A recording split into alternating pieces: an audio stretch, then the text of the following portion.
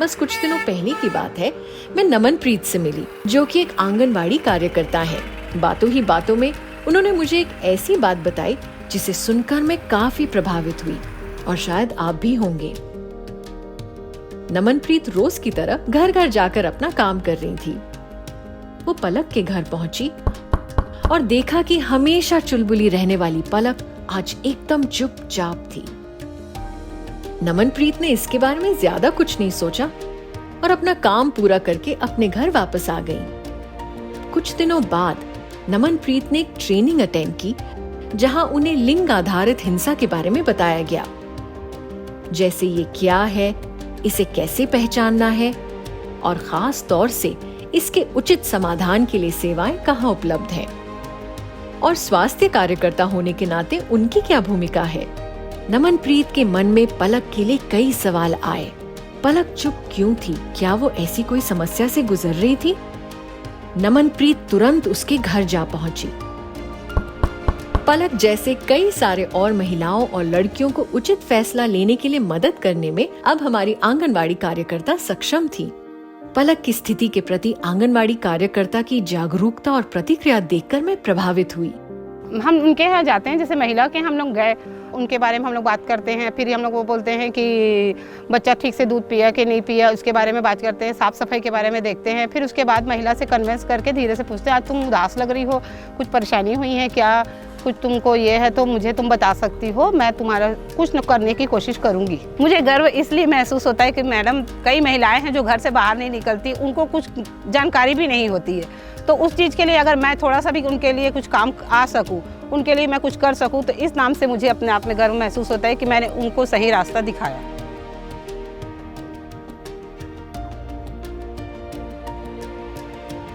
मुझे पता चला कि ये यूएसएड मोमेंटम द्वारा समर्थित एक ऐसा प्रोग्राम है जिसमें आशा, आंगनवाड़ी कार्यकर्ता, सखी वन स्टॉप सेंटर कर्मचारी, स्वास्थ्य प्रदाता, प्रोटेक्शन ऑफिसर्स और अन्य सरकारी कर्मचारी तथा समाज के कई समूह जैसे यूथ चैंपियन, पुरुष चैंपियन आदि, इन सभी को लिंग आधारित हिंसा के प्रति संवेदनशील बनाया गया है और लिंग आधारित हिंसा के रोकथाम और निवारण प्रक्रियाओं को बेहतर बनाया जा रहा है।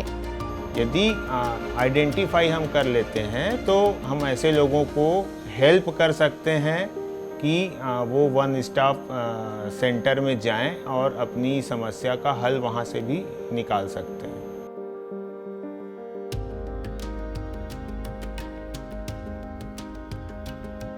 तो आइए अब भारत सरकार द्वारा चलाए जा रहे सखी वन स्टॉप सेंटर पे चलते हैं, जो कि हिंसा से पीड़ित महिलाओं और लड़कियों को सम्मानजनक जिंदगी जीने के लिए सहायक है।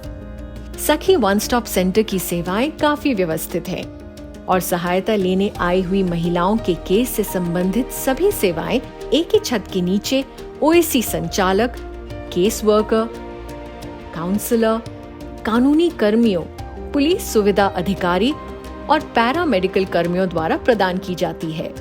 इनसे महिला को सही सलाह मिलती है और साथ ही उनके अधिकार और कानूनी विकल्प के बारे में चर्चा की जाती है। सखी वन स्टॉप सेंटर पर महिला को कुछ दिनों के लिए ठहरने का शेल्टर भी उपलब्ध है। यूएसएआईडी मोमेंटम के द्वारा जेंडर बेस्ड आधारित हिंसा पर प्रशिक्षण दिया गया था। उसमें हमारे ओएससी के सारे स्टाफ शामिल हुए थे। उसमें से कुछ सभी स्टाफ के लिए वो बहुत ही हेल्पफुल रहा है। हमारे जो MPWs हैं, होमगार्ड्स हैं यहाँ पे, उनको जेंडर से संबंधित किसी भी प्रकार की कोई जानकारी ही नहीं थी कि जेंडर होता क्या है। तो इस संबंध में उनको जेंडर के बारे में जानकारी मिली। प्रशिक्षण के माध्यम से उनमें एक सकारात्मक सोच बढ़ी कि महिलाओं के साथ में उनको किस तरह से बात करना है, उनका बिहेवियर ही पूरा चेंज हुआ है। तो ये बहुत ही अच्छा रहा।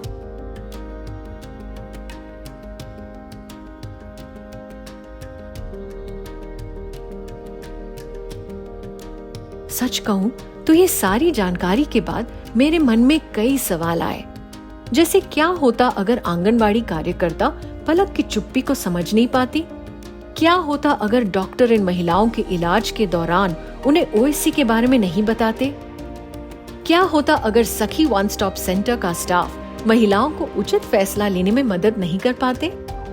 लिंग आधारित हिंसा के समाधान के लिए सरकार के साथ यूएसएड मोमेंटम के प्रोजेक्ट ने सिस्टम के औपचारिक प्रणाली के अलावा अनौपचारिक सहभागियों का भी क्षमता निर्माण करके महत्वपूर्ण भूमिका निभाई है।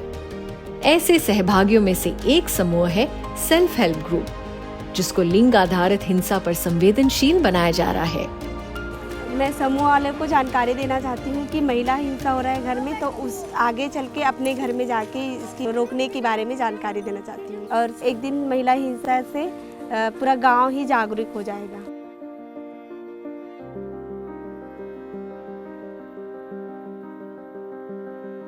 हमारे इस मुहिम में महिलाओं का योगदान बहुत ही प्रशंसनीय है। वो कम्युनिटी रेडियो नैरोकास्टिंग सत्रों द्वारा लिंग आधारित हिंसा के बारे में समझती हैं और फिर अपने आसपास की महिलाओं को इसके बारे में साझा करती हैं और जरूरत पड़ने पर उन्हें सखी वन स्टॉप सेंटर में रेफर करती हैं।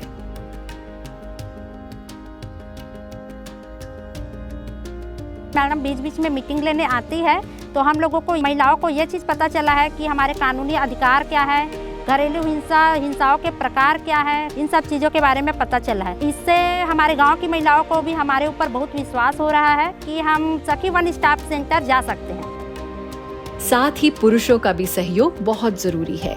इनके जैसे कई पुरुष लिंग आधारित हिंसा को समाप्त करने की मुहिम का समर्थन कर रहे हैं।